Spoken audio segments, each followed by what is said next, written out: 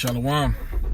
First and foremost, I want to give all honor, glory, and praises to Yahweh, Bahashem Yahweh Shai, Bahashem Rakha HaKodash. Double honors to the apostles and elders at Great Millstone.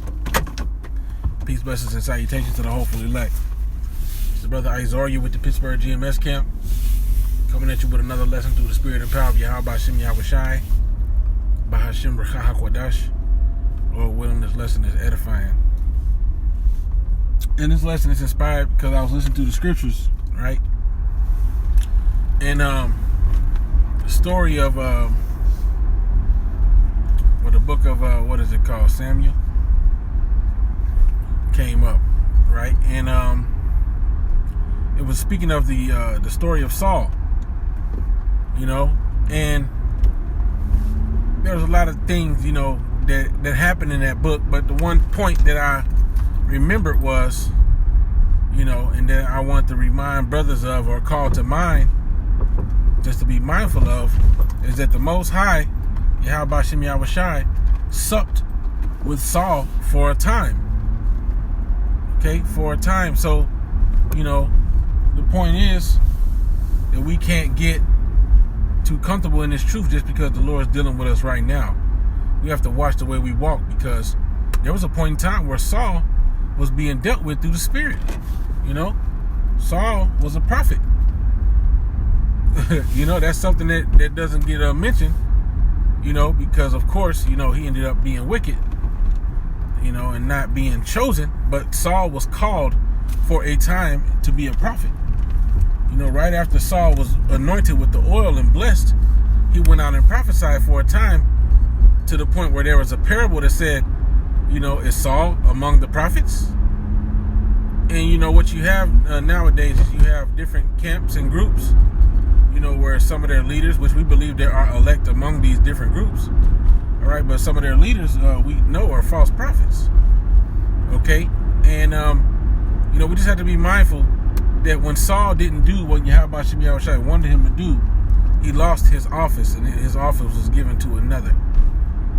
Which there's a lot, you know, there's a lot of things you can really think about going into this aspect, you know, and forgive me, you know, for my lack of being able to, you know, explain these things is the way that I would. It sounds so great in my head, but when they try to come out, it just ain't, you know, exactly how I wanted to. But hey, nevertheless, all things through Yahweh Bashem Yahweh Shai. So going into it, right, we got to remember that whole scenario, right, that whole situation.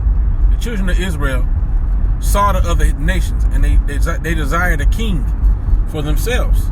They wanted a man to rule over them. And so they cried vehemently. They cried very passionately for this thing to Yahweh Bashem Yahweh Shai. Give us a king, give us a king. And so Yahweh Bashem Yahweh Shai said, well, look, y'all want a king, right?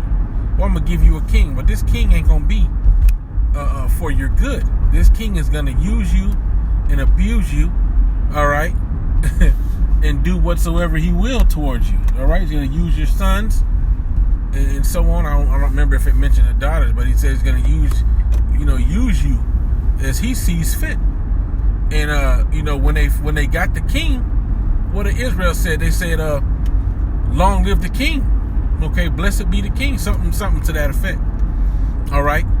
And what you have nowadays is, you know, Israel has always had itching ears and desired what Israel desired, all right? And that ain't necessarily been the best thing for Israel, the things that they have desired, all right? And so you have that today. You have where Israel will desire, okay, these different Israelites will desire a teacher, all right, for the charisma, or, you know, because he's going to cater to their emotions rather than a true man of the Lord. And the scriptures tell you that, man. The scriptures tell you that, you know, they say, cause the Holy One of Israel to cease from before us. They hate of him that rebuketh in the gate. They say, what do they say? Speak not unto us right things, speak unto us smooth things, prophesy deceits. See, this is what the house of Israel really desires deep down. They want deceits. They have itching ears. I believe that's in Isaiah 1, if I'm not mistaken. It could be another chapter, so don't quote me on that. This is in transit. But the scriptures say that they shall be ashamed of the oaks that they have chosen. Now, when you go into trees, men are likened unto trees. All right? And scriptures even, give you many examples of men being likened unto trees. When the man, was blinded, Yahushua healed him, of his blindness. He asked him the first thing he saw, and he said, "I see men walking as trees." And then he, closed his eyes again, and then he saw normally. So basically, men are referred to as trees. Scriptures tell you it shall be trees of righteousness, whose leaf fadeth not. Okay, planted by the rivers of water. All right, so every plant that beareth not fruit, we know that is a parable for men in this truth.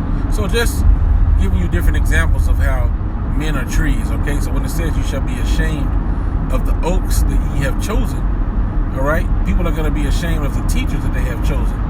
Scriptures say them that stand in the midst, behind one tree in the midst. Well, it says them that sanctify themselves and purify themselves in the garden, standing behind one tree in the midst, eating swine's flesh and the abomination. All right, they shall be consumed together. Roughly paraphrasing. All right, that's Isaiah. Well, my numbers be off sometimes. I know it's in the book of Isaiah. It's either 55 or something of that nature. Salakia. I'm trying to get better at these numbers, man. But I know that precept. Where it talks about eating them swine's flesh. And that's these people that have chosen these pastors in these churches, man.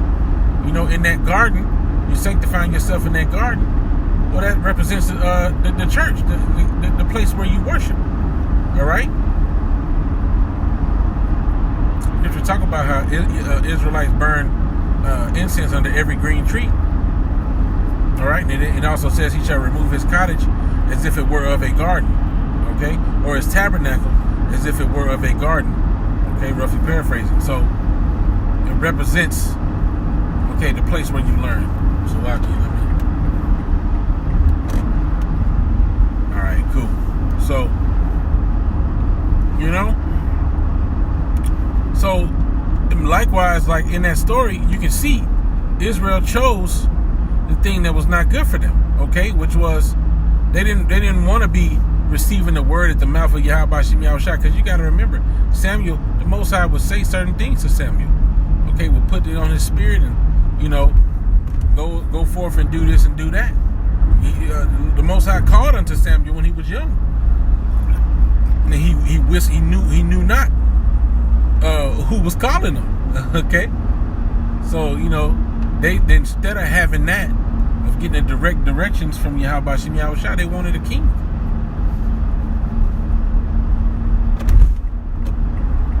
The Lord said, well, look, this king ain't going to be for y'all good. All right. So going back to the original point, so we have to remember, not to ever allow ourselves to get high-minded just because we know this truth, because Saul knew the truth. Saul, the scriptures say, when he came down to protect the children of Israel from the Philistines, the Spirit of the Lord came upon him, if I'm not mistaken. He gathered up the different people, and they went out to battle. All right, and he had certain things where he had certain mercies, like when they was talking shit, they was like, "Oh man, was Saul gonna save us?" And they didn't want him to rule over them, and they was there was the Lord protecting them. Because when they won the battle, they was like, well, look, where's the men who said that Saul shouldn't rule over me? Let's chop their heads off. And Saul was like, nah, we ain't going to do that. So, in some aspects, he wasn't necessarily a bad guy, but the Lord just put the spirit on him to be wicked. That's all. To do wicked things. He was just chosen to be wicked at that time. Chosen to hate David and be jealous after David. Chosen not to follow the laws, statutes, and commandments, or the direct instructions of the Most High. When he was told to kill King Agag and all the Agagites and all the animals, he saved some of them. There was another thing, I forget what the other thing was that happened, but there was a time where he stopped and I think it was the same thing. He made like a sacrifice unto the Lord. And Samuel was like, well, nigga, that ain't what we told you to do. And it might be the same situation. But anyway, yeah, you know, there was a time, and there's many niggas that I was given a taste of the truth. And we don't want that to be our story. You know what I'm saying? We don't want it to be our story, you know. And I just thought about that, like, shit, we got to be careful how we walk. You know, we got to be wiser than Samuel was. I mean, not Samuel, Saul. Salaki, have I been saying? I hope I ain't been saying Samuel this whole time. But the Most High dealt with Saul for a time. Salaki, man, I probably done messed it up. Anyway, the Most High dealt with Saul for a time.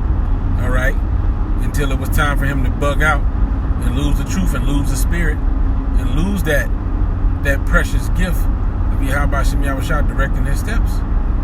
He took it for granted and he lost it. He had good intentions, but the Lord wasn't looking for those good intentions. The Lord was looking for obedience.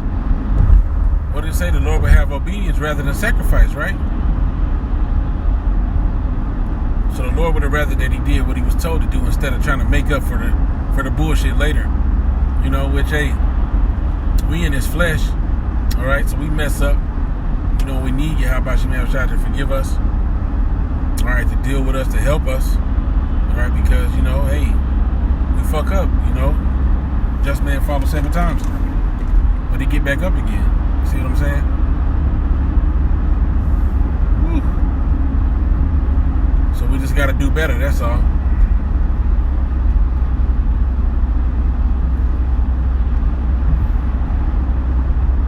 Just got to do better, you know. But that's all I really had on that, you know. We give all honor, glory, and praise to Yahweh Shem Yahushua, by Shem Rakah HaKodash. The honors to the apostles and elders, the great millstone, peace, blessings, and salutations to the hopeful elect. With that, I want to say Shalom.